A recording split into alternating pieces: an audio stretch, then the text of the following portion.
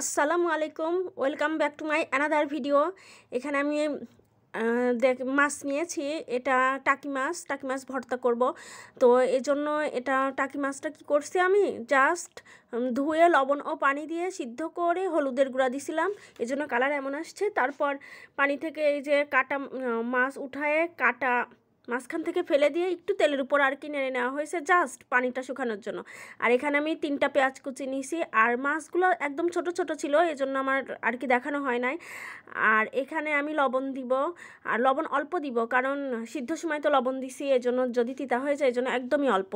আর এখানে 4 পিস শুকনো মরিচ নিয়েছি, যে ঝাল মানে যার যেমন ঝাল পছন্দ সে সেইভাবে কিন্তু ঝালটা খাবেন। আর ভর্তা ঝাল টাল হলেই ভালো লাগে, ঝাল হলে ভর্তার টেস্টটাই অন্যরকম আসে। আর এখানে বিট লবণ দিয়ে দিলাম, বিট লবণে হজম শক্তি বাড়ায়। এটা এই যে শুকনা মরিচ বা ভর্তা টর্তা খেলে অনেকের অ্যাসিডিটি হয়, যাতে কোনো প্রবলেম না হয়, এই জন্য আমি আর কি এখানে বিট লবণ অ্যাড করছি। তো এখানে আমি এই তো শুকনা মরিচ চটকায় নিব বিট লবণ আর ওই লবণ দিয়ে।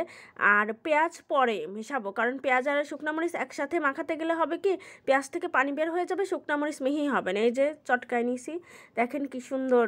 আর এখানে ধনিয়া পাতাটা আমার ছিল না, এজন্য অ্যাড করা হয় নাই। যারা ধনিয়া পাতা পছন্দ করেন অবশ্যই দিবেন, ভর্তাতে কিন্তু ধনিয়া পাতা টেস্ট লাগে আর কি।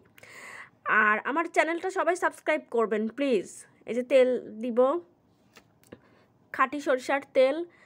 আর ভর্তাতে আমি সরিষার তেলেই মানে প্রেফার করি, কারণ কি ভর্তাতে সরিষার তেলেই বেশি ভালো লাগে। অনেকে আছে না ওই যে সয়াবিন তেল গরম করে ওটা দিয়ে ভর্তা করে, ওটার কিন্তু মজা মানে টেস্ট লাগে না আর কি আমার কাছে। তো আমি এই যে তেল আরেকটু দিয়ে দিলাম। আমার চ্যানেলটা সবাই সাবস্ক্রাইব করবেন। আর কে কী আইটেম বা রান্নার ভিডিও দেখতে চান আমাকে জানাবেন। আর টাকি মাছ ভর্তা মানে ভালো লাগে না এমন মানুষ মনে হয় নাই। আর আমার তো ভর্তা খুবই ভালো লাগে। তো এখানে এই যে ভর্তা প্রায় শেষের দিকেই।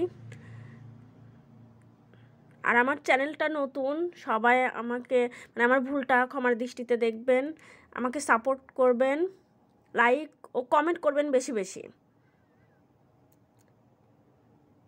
এই যে ভর্তা প্রায় শেষের দিকে, আমি আবার টেস্ট করব। আর ভর্তা হলে শীতের দিন এই টাইমে কিন্তু ভর্তাই বেশি ভালো লাগে, ভর্তা ভাজি শীতের দিন। তো আমার এটা প্রায় শেষের দিকে